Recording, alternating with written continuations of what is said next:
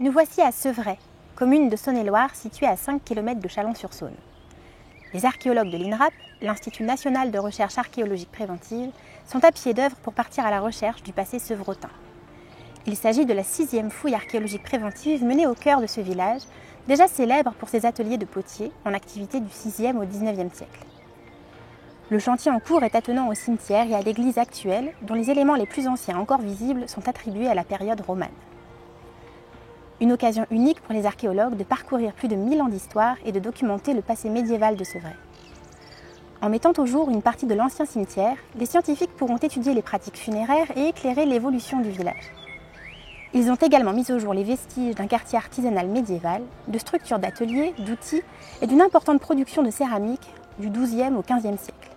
Nous fouillons actuellement à Sevray donc une partie de l'ancien cimetière qui date du Moyen-Âge. Alors l'intérêt de cette fouille, c'est que c'est l'occasion unique pour nous, les archéologues, d'explorer donc le cimetière de Sevray, d'en savoir plus sur les pratiques funéraires donc des habitants de Sevray, notamment donc des artisans potiers, et puis également de mieux comprendre un peu comment s'organise le village, comment évolue la topographie du village, et notamment le pôle funéraire et religieux. Donc là, on est face à ce qui pourrait être les sépultures les plus anciennes, au sens où elles sont orientées comme l'actuelle rue du Roc, et comme en fait une large partie du parcellaire actuel de Sevray, qui est directement hérité de la période mérovingienne, c'est-à-dire a priori des 6e et 7e siècles. Alors ces sépultures sont orientées donc du sud-ouest vers le nord-est, ou inversement du nord-ouest vers le sud-est. Donc, ce qui nous fait dire qu'elles sont de la période mérovingienne, au-delà de cette orientation, c'est également donc, la présence dans les remplissages des sépultures de tessons de poterie attribuables à cette période. Bon, il faut rester prudent, là on est dans l'attente quand même d'une confirmation de cette chronologie par des datations radiocarbone. Donc, bien évidemment, une telle datation serait particulièrement intéressante puisque ça montrerait l'existence probablement dès l'origine du village, dès la création du village, d'un pôle funéraire ici à cet endroit, et donc d'une très faible évolution topographique du pôle funéraire au fil du temps.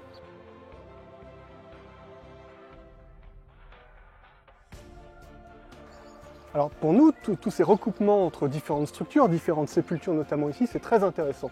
Ça s'appelle la stratigraphie et ça nous permet d'avoir beaucoup d'informations sur la chronologie des différentes occupations qui se sont succédées sur un espace ici relativement restreint. Donc là, on a notamment ces sépultures mérovingiennes qui sont, ou du début de la période carolingienne, qui sont recoupées par des sépultures ici donc des 8e, 9e, 10e siècles, qui elles-mêmes sont recoupées par, donc ici vous avez un ancien trou de poteau qui a été fouillé, qui est sans doute là du Moyen-Âge classique, qui était lui-même ici situé en dessous d'une structure, ici sans doute une fosse ou un autre trou de poteau du bas Moyen-Âge. Et comme ça, avec cette succession de couches et le mobilier céramique qu'on retrouve un peu dans chacune de nos couches, on arrive à avoir une datation assez fine des différentes occupations qui ont lieu ici. Donc ce type de contexte stratigraphique, pour nous, c'est une richesse en termes d'information, et ça nous permet comme ça de mieux cerner l'évolution des parcelles. Et c'est propre souvent aux environnements qui ont été densément occupés. Donc ici, on est à Sevray, dans un village, et du coup, c'est lié effectivement à une importante occupation humaine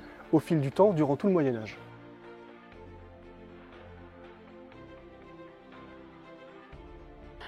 Voilà, bonjour. Sur le site de Sevray Cimetière, on a actuellement une cinquantaine de sépultures qu'on est en train de dégager depuis début février. Et on a des typologies différentes. Dans les 50, on en est déjà à 28 qui sont documentés, fouillés, dont 3 encore en cours. Le responsable d'opération vous a parlé déjà de la différence d'orientation selon des périodes et selon des monuments ou des axes majeurs, par exemple la voie, qui peuvent conditionner l'installation du cimetière et l'orientation des fosses. Alors l'intérêt de l'archéologie funéraire, elle est importante parce que l'archéologie funéraire elle permet de comprendre d'un côté l'architecture, donc comment on creuse les fosses, quels sont les contenants, quelles sont les façons d'ensevelir le corps. Là ici il s'agit d'inhumation. On a des individus qui sont en fait posés sur le dos. Ils sont orientés quand même avec une dominante vers l'ouest de la tête et les pieds à l'est selon les croyances chrétiennes. Donc ça nous donne déjà un petit indicateur au niveau de la période. Et Les autres indications, on les a bien évidemment par la stratigraphie, par le mobilier qu'on trouve en position résiduelle à l'intérieur des comblements, et aussi par les soins qui sont apportés au cadavre, au corps et donc actuellement au squelette. Nous n'avons pas pour l'instant des données fiables par rapport au sexe et à l'âge des individus parce que nous sommes encore en cours de fouille. Ces données-là, on les aura dès qu'on aura travaillé sur le biologique, donc sur les ossements. Idem pour tout ce qui est alimentation ou carence alimentaire, idem pour ce qui est de l'état sanitaire de la population, donc les pathologies, etc. Ça viendra dans un deuxième moment. Pour l'instant, nous nous concentrons sur tout ce qui est bien comprendre les agencements du squelette, c'est-à-dire les connexions, pour comprendre si l'espace à l'intérieur des fosses est vide ou est colmaté, ce qui donne une indication avec les autres indices, par exemple les bois ou le reste de bois ou les charbons, de tout ce qui peut être un contenant. Et on essaie de comprendre quels sont donc quand on n'a pas ces indices-là, on essaie de comprendre quelles sont les contraintes sur le squelette, donc la taphonomie du corps, c'est-à-dire son évolution dès le dépôt jusqu'à aujourd'hui, qui montre quelles sont les contraintes éventuelles qui peuvent être données soit par le contenant, soit par une enveloppe souple de type linceul, soit par un vêtement, ou alors carrément aussi des chaussures dans le cas échéant. Déjà, au niveau de l'architecture funéraire, on note qu'il y a une prédominance des fosses étroites, souvent avec des logettes céphaliques, c'est-à-dire des petits creusements au niveau de la tête pour maintenir la tête dans une position surélevée par rapport au corps, comme si la tête reposait sur un coussin. Et c'est des tombes qu'on pourrait définir même anthropomorphes, c'est-à-dire en forme de corps. Sont assez étroites et voilà, souvent très profondes. Pour l'instant, on a très peu de sépultures qui sont entre 40 et 60 cm. Il y en a qui sont à une profondeur de presque 1 mètre par rapport au niveau de sol actuel. Et puis on regarde, quand on détourne bien le squelette, comme je disais, donc l'état des connexions. On regarde la position des membres inférieurs et des membres supérieurs. Et on essaie de comprendre aussi s'il y a des effondrements de parois, quels sont, disons, tous les apports exogènes à la tombe.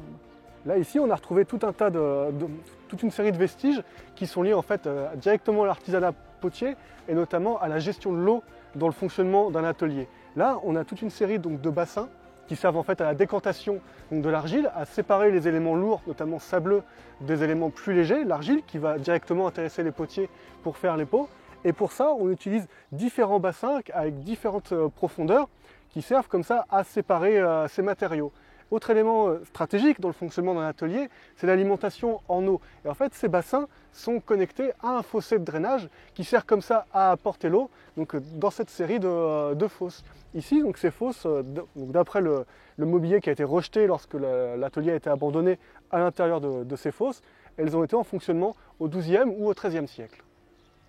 Alors, un des intérêts majeurs aussi de l'étude de ces bassins et de ces structures de l'atelier, c'est bien évidemment tous les ratés de cuisson qu'on peut récupérer ici. Tout ce qui a été mal cuit, par exemple, les potiers ne l'ont pas gardé, ils récupèrent que ce qui est bien cuit pour le vendre. Et donc ce qui est raté, ils le rejettent. Et nous, on le récupère. Parce que toutes ces formes ici, là, vous voyez, là on a un petit goulot, on a tout un tas de céramique, là, en très très grande quantité. Ici, on va ramasser plusieurs tonnes de céramique. En fait, ça nous permet d'en savoir plus sur le type de production qui était faite ici. Après cette phase de fouille suivra la phase d'étude. Au bout de quelques mois, les différents scientifiques et spécialistes, parmi lesquels l'archéozoologue, la céramologue, l'anthropologue, l'anthrocologue ou la géomorphologue, mettront leurs données en commun pour raconter l'histoire de ce site.